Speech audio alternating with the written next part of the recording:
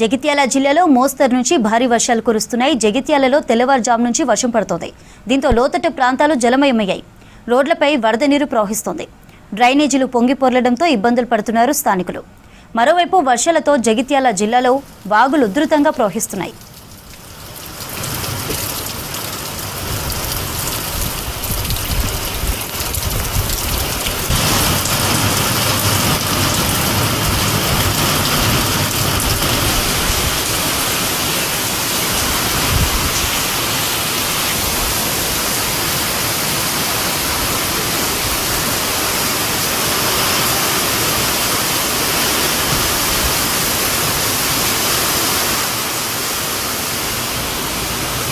మేము రచన కూడా ఇంటికి పోతాం.